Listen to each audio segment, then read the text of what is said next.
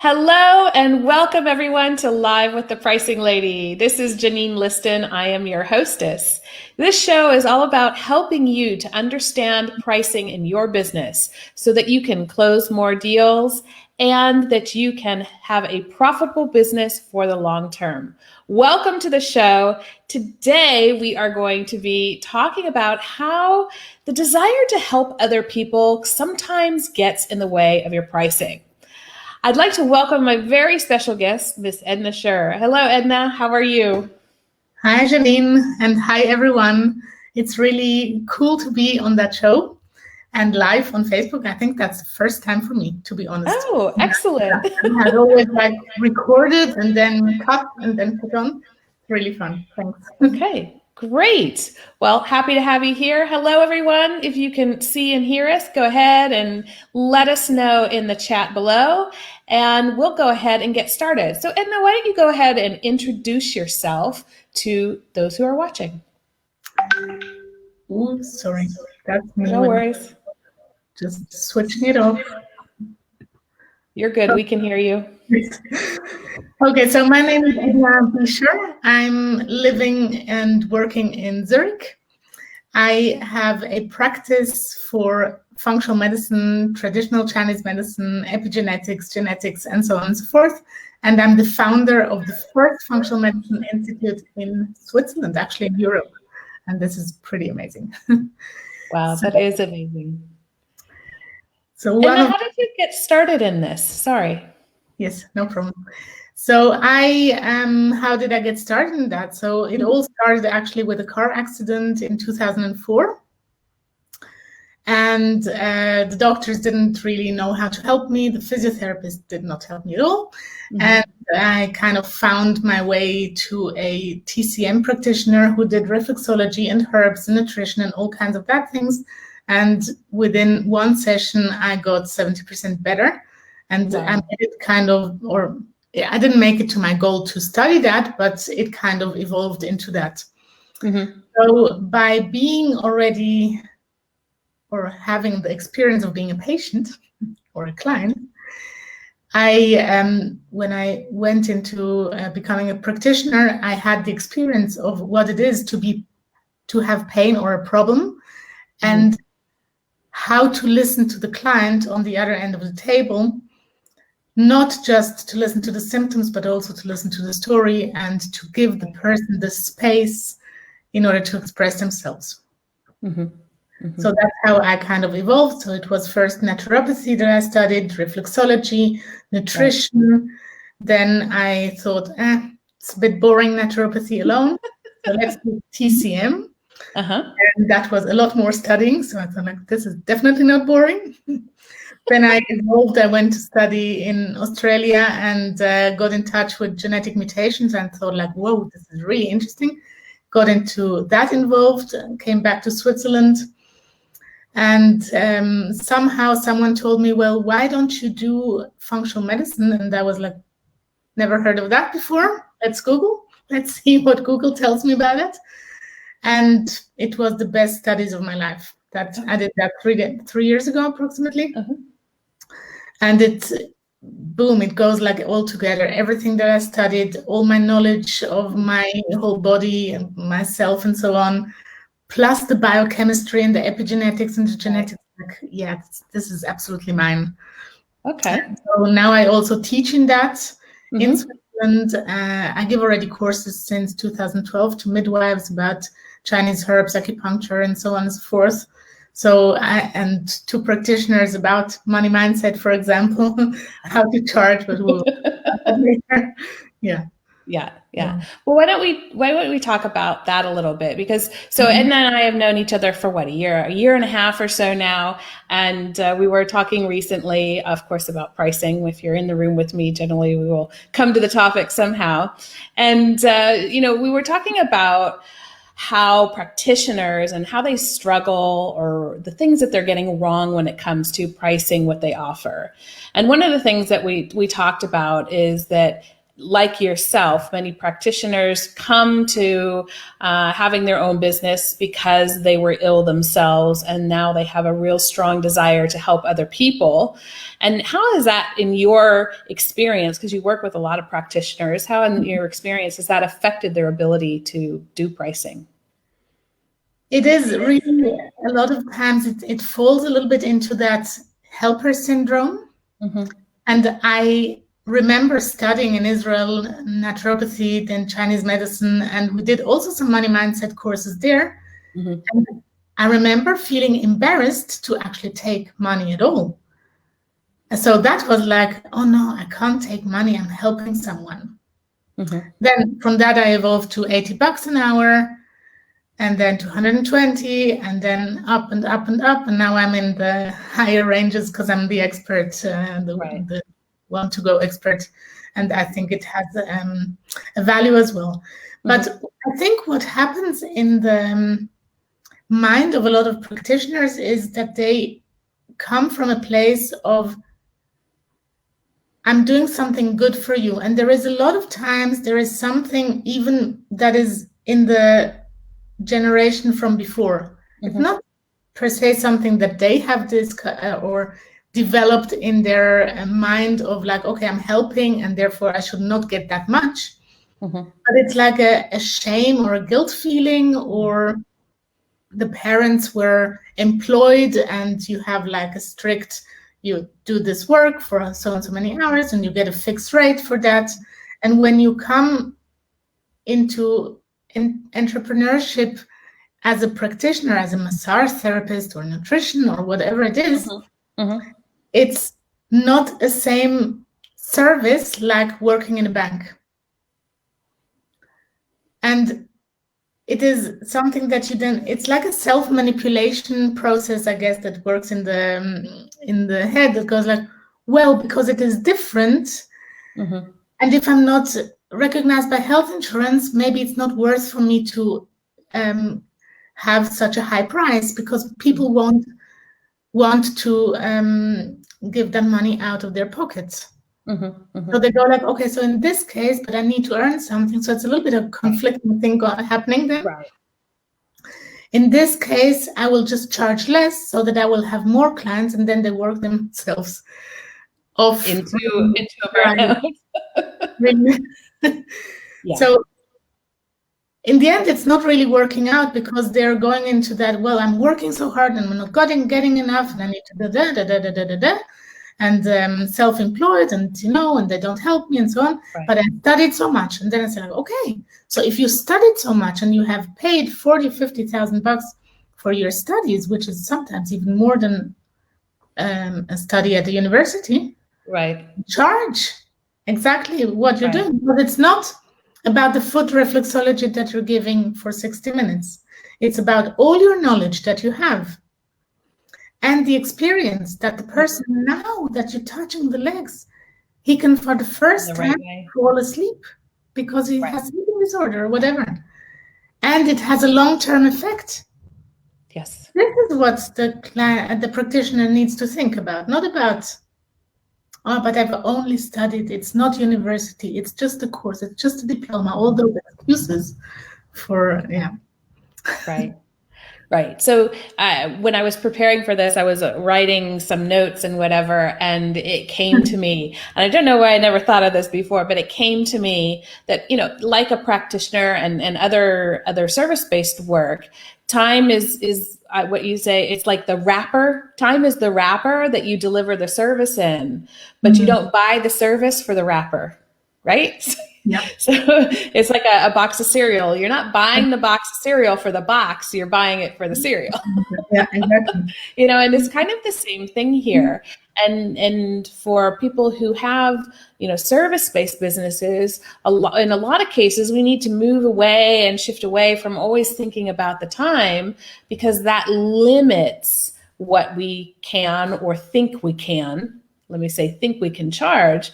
Whereas when you think about why people are coming to you. They're coming to you not for the time, but they're coming to you, like you said, for that experience that you have, for the know-how that you've built, for the guidance you can provide them.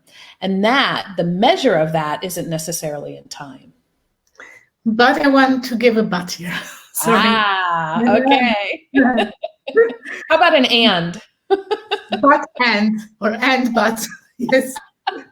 It is as well as sowohl als auch in German. So as well this, as well that, right? Yeah. Und zwar, and following. It is also the time.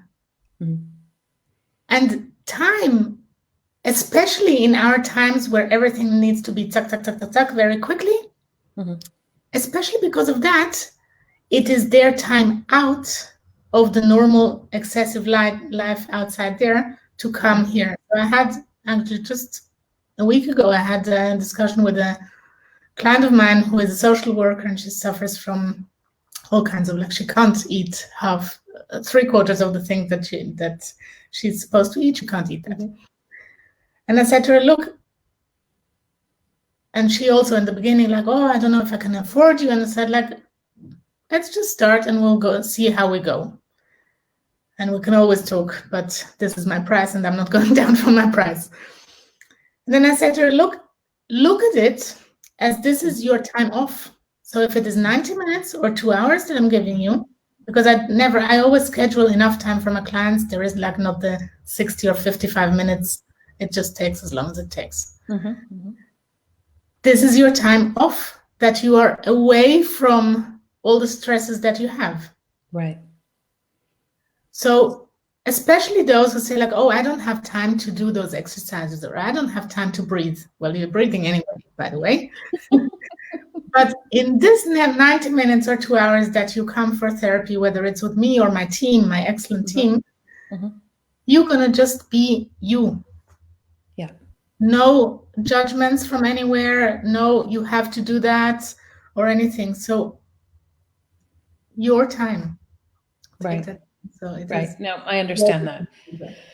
Especially in the context of a practitioner, this is kind of your gift to yourself in a sense. Yeah. I know many of you know that I went through a burnout years ago, and I enjoyed going to the acupuncture and having the massage. And to me, those were not just appointments with practitioners, but they were ways for me to take care of myself. Yeah. And they still are. Very much so. Yeah, no, that's a very fair point. Back to the mindset piece, because I think that's a very important aspect of pricing. I find this in not just with practitioners, but pretty much across the board with people. And we have so many, hang-ups or connections or associations that we make with things like money, success, and worthiness, but especially with money. And that really impacts your business. And I think that there's a really interesting point here about, if I'm helping someone, then I shouldn't be charging for it. Now, whether you're a practitioner or not, if you're providing a service, if you're a mechanic, your service is still helping someone, right? And in that context, I think that what challenges practitioners sometimes is, and I've heard this from clients, is that they've actually been challenged by potential clients. Well, why are you charging for this? Shouldn't you just want to help me anyhow? Have you ever experienced that yourself? And how did you handle that? So when I studied in Israel, Chinese medicine, naturopathy, reflexology, and so on, during the studies, I came to Zurich to visit my parents. And I was not finished yet. I mean, I finished my reflexology, but other than that, I haven't finished the other studies yet. And I did an experiment with myself because I was very much into meditation. I went to do meditation retreats and donation basis and so on. And I thought, like, okay, let's do an experiment. And it was, and I have to say, it was after the course that I've done there about money mindset. I've done an experiment by asking friends of my parents if they want to be massaged foot reflexology. In the 4 weeks I think I was here. And I would not have a fixed price. I would just do it on donation basis and just see what comes from the other side, which is very interesting, actually. And I actually give that when I do I give a course, successful practitioners or practitioners who do successful practice, I say to them, do one day that you don't have a fixed price, just try and see what happens when you do on donation basis. So some people might give you way more than you would charge. And some people will give you maybe $5 or $20. And it's not about what they give you, it's about your reaction. It's about what happens inside of your heart, tummy, brain, maybe even spine. How you will breathe, if you will stop breathing or start breathing more deep. All those things are reactions towards what your value and your self-worth in your own eyes is. Interesting. So it was such an interesting experience. And I was, how old was I? 30, maybe.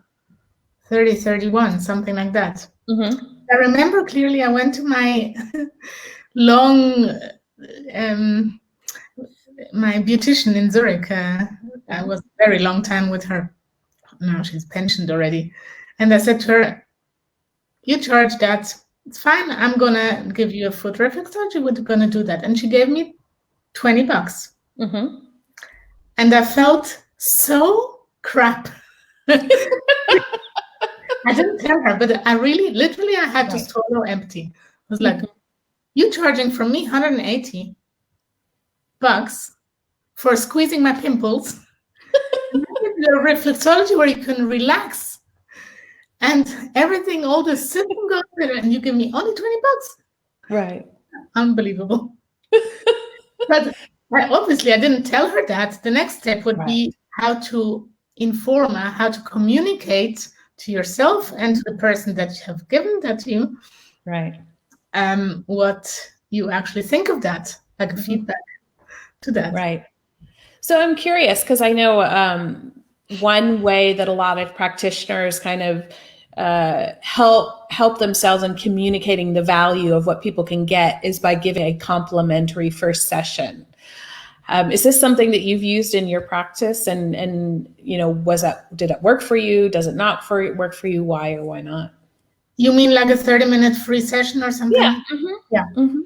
So usually people either send me an email or they call me up. Nowadays that I have the links of book your 30 minutes, I do that. But I had a very long time, I had it for free. Then someone told me, no, you have to charge for that. So I started charging for that and I didn't feel comfortable. Interesting, no? Now I'm doing it free again, but I have 100% closing rate. So I sell my first expert assessment, which is 6 hours of evaluating the whole story, the medical stuff, everything. And that has a price of $1,800. So if I have 100% success rate or closing rate from that, $80 more or less, really. Yeah. And what I'm not, maybe I need to explain what is different from today's 30-minute free call, and it's sometimes 40 minutes as well, to before. Before I used to give them already kind of a little bit of coaching or tips or so. I don't do that. So there are 4 criteria that I have for myself, where I determine, do I want to work with this person or not? And I had actually one cancellation. I canceled someone this week. So the first criteria that and this is in this 30 minutes when they're talking what they have done. I've been already everywhere. I have done already everything, and someone has sent me to you is from me already. I'm not sure I work with that person because they were sent to me. So I'm really looking at, do we have a connection? Does the person also let me talk, or is it just like a monologue on the other side of the line? Mhm. Do I have the expertise for this problematic? Because I need to mention here, people who come to me are kind of lost cases for doctors. They don't know what to do with them, so they come to me, and then and the third thing is like, are they going to listen to my advice? Because it's not much worth if I'm going to give them a treatment plan and, oh, you know, I'm going to start with it tomorrow, and the tomorrow is going to be the tomorrow forever. I don't want to waste my time, their money, or anything else. So I really want to have a flow. And the fourth thing, because I hear myself double. That's okay. Keep going. The fourth thing that I'm looking at is, are they emotionally ripe? I don't know if it's the correct word in English, but emotionally ripe that they can also do transformation. Because we don't only work on change the nutrition and drink more water and move a little bit. There is a whole transformation going on from being sick to become healthy. There is a huge process. And a lot of people, or I don't know a lot of people, but some people, for them it would be a huge impact in their entire life if they would become actually really healthy. It sounds funny, but it sounds horrible, but some people have embedded themselves in an environment where it is a comfort zone to be sick, to have the migraine and not needing to go to the event, or being picked up because you have all the time pain and you can't move, and all that, and that would all fall away. Right. So it's like the smoker who is suddenly not smoking. What is he doing with the time? Working, or drinking a glass of water, or having a chat with someone, right? Exactly. So, now, I think that's really interesting, because so I know some practitioners who they give the first session for free. So instead of it being, and this is what I wanted to get to. So I think that my experience, and this is why I was asking you, is that first consultation that you have with a client, whether it's a practitioner or a coach or a service provider of some sort even, is really about assessment, is about understanding what this person is looking for, their readiness to do the work, because whether it's coaching or practicing or consulting, there's work on the other person's side as well. You know, it's about their readiness, what they're looking for, and understanding whether or not you have what they need in order to help them get where they want to go. And so I think that's a fair thing to give on a complimentary basis. But I think giving a real coaching session or a short a foot reflexology session for free is a missed opportunity, and probably not the right thing in most cases. I have learned something from a very interesting woman. She's called Janine. She's a pricing lady. I remember clearly in the workshop that you've given us here, that a lot of companies are doing like underpricing in order to get more sales, and then in the end they have reduction of revenue, right? Right. So we can take the same principle to practitioners. Practitioners, they want to have, let's give more for free or for a cheap price. And I lost now my let's do more for free, or what you said now before, that they are doing a free session, and a free session and then like what do you have from that? Nothing. Right. You have no income, and you have no name and no respect. Right. And it is actually the boundaries, and I refer there a lot to the book that I like, which it's called Essentialism. Essentialism, okay. I'll put that here. Gregor McKeown or something like that. I don't know how to spell, say the name, but yeah, an Irish guy.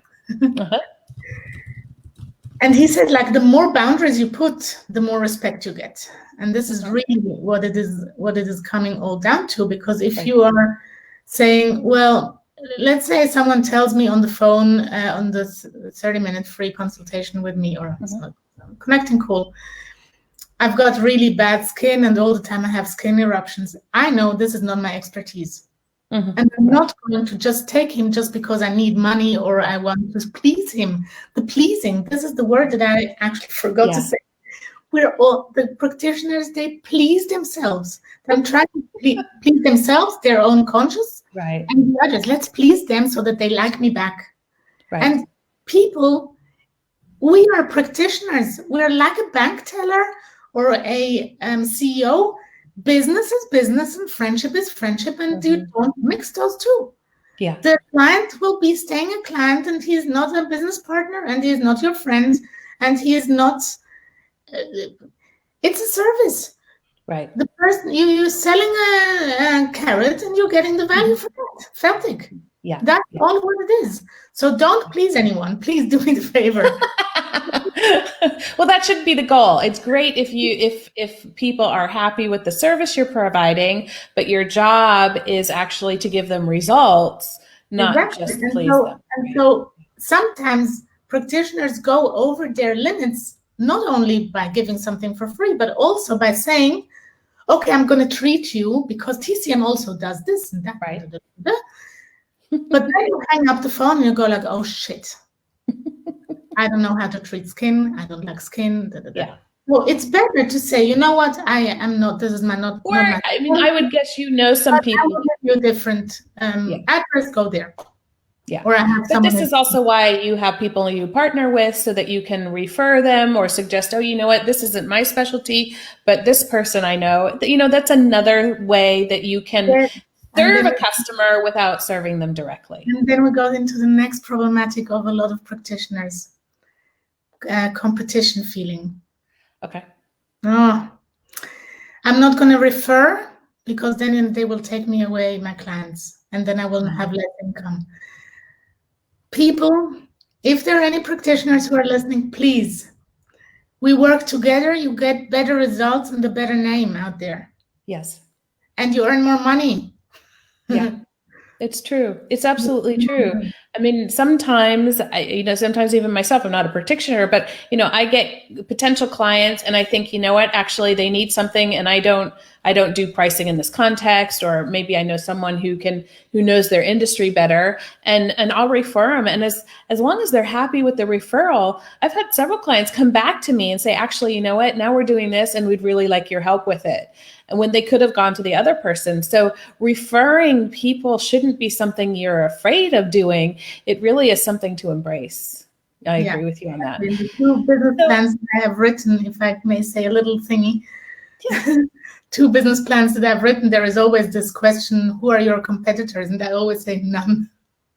And then people tell me, no, but you have to do the research. And so like, none. There is no competition. But anyway. There is, but there's a time and place to see what people are doing as competitors, and there's time and place to collaborate as well. I think it goes both ways. So, Edna, we're actually well over our time here, but I'm happy because I think we're having a really interesting conversation. We do have a couple of questions. So Walter here, he asked, has your price kept track as your authority, or I assuming he's meaning your knowledge, how you built your knowledge. Has your price tracked with that intentionally, or is that something that just happened more because you were not charging enough up front? And how do you see that? There are 2 ways. The first thing that we need to look, I think, in the authority, and I'm guessing Walter is from Switzerland, right? Switzerland, Germany. Actually, I think he's in the UK right now. Okay. Well, as in terms of authority, there are like price ranges that we need to stick to the health insurance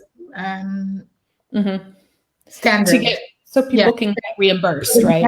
Refund, exactly. So that's the one thing. So according to that, I stayed for a very long time, about 3 years. I was on 150 francs an hour.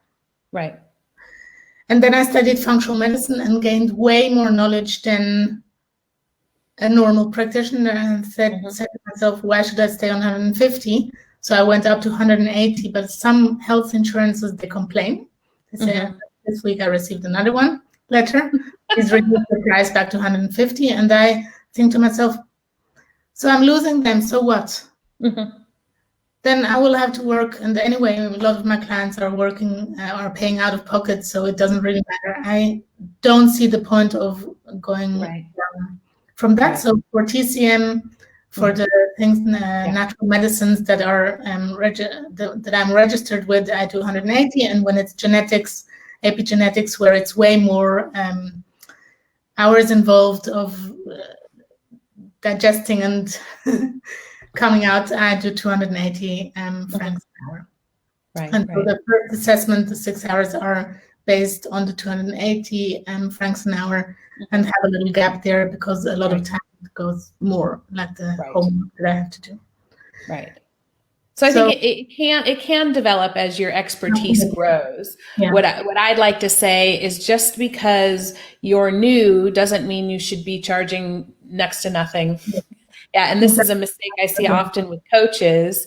And it's actually advice they're given, do it for free or charge people, just 40 francs an hour or something like that until you have a certain level of experience. And I'm not sure that that's the right advice either, because we're not really promoting. I mean, you still, even if you've done your study and you've had to do a certain number of coaching hours in order to get your certification, I would guess it's something similar when you're a practitioner. So you do have experience, maybe not as much as someone who's been doing it for 20 years, but it doesn't mean you should, as we say, throw the baby out with the bathwater. You should still charge a reasonable fee for the value that you're providing people. Absolutely. Yeah.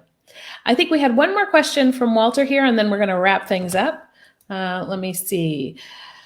That was not a question. This was, how do you establish the emotional readiness for transformation? So this was in context of the call that you have with people at the beginning. How do you assess their emotional readiness? So that's exactly a call that I had this week on Tuesday morning. That was actually an interesting thing.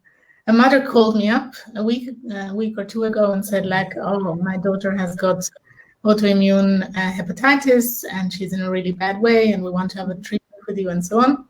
So when I asked her, how old is your daughter? She said to me, 20. And I think okay. You were thinking it was a child, right? Yeah, I thought it was something like that. So I'm treating babies, children. I treat actually whole families because when you treat the whole family, you get easier along. And then I kind of have a gap when they go into teenage years. I don't really treat them anymore. And then I treat again clients who are 35 upwards. Okay. And so she didn't pitch for 2 sessions for the 2 first assessments. It was postpone and postpone again. So I called up the mother and said well, your daughter is 20. Why don't I talk to her myself? So I spoke to the daughter. And she was really angry that her mother mixed herself into the whole treatment and said well, I didn't know anything about that. The mother gave me excuses. Oh, she didn't fill it out the forms and blah, blah. And then I said to her, look, usually I treat babies and children, and then I treat 35 upward. And the reason for that is that with the children, obviously the whole treatment is different. You don't work so much on transformation and what are you going to do and It's more working actually with the parents. And with 35 upward, they have been through something. And of course, there is always exceptions, right? I'm not saying solitarily only 35 upward. But there is a certain ripeness of the person that as from 35, they go into okay, thinking about the life. How was I before? What do I need to change in order to get better on all the levels and so on? So how do I establish that? I listen to the content or between the lines. Yeah. Is the person ready? And so I have developed a 5-step program for all embracing health, where it is in the first step, it's about reconnecting to the self, how was the first session? How did you reconnect with your entire story? Because I'm asking everything from 2 years before he was conceived until today, he or she. Mm-hmm. And this does something to the soul, right? And then the second step is more about know the unknown. So that's both the environmental toxins and what are you eating and what are you putting on your skin and so on, but also what are you carrying from other generations or soul story that you don't know of and can handicap you in this life. So there are transformation things going on there, and it has an impact on your body, so on body level as well. And if someone tells me, oh no, I don't believe in healing or in epigenetics or lives, then it's a bit of a red flag. Yeah, exactly. But people they're looking on my website, they know that already. So Okay. And so I gave her the homework. I said to her, go and think about it. What do you want to do? I need 100% commitment from you, because I'm giving 100% commitment from me. And if that's not going to work, I'm sorry, but I have someone that works with children or young adults. In that sense. Yeah. Right. So I think the point here is it's important to ask the right questions, listen in between the answers, if that makes sense, kind of like running in between the raindrops. And, as you do this more and more, then you gain experience in that. So Edna, I'd like to wrap this up. I have a couple of quick questions. So quick answer. What's the number one thing you want practitioners to remember as a result of our conversation today? Don't please. Don't please. Yes. Don't please. It sounds a little bit counterintuitive, but hopefully it'll spark some good discussions among the practitioners out there.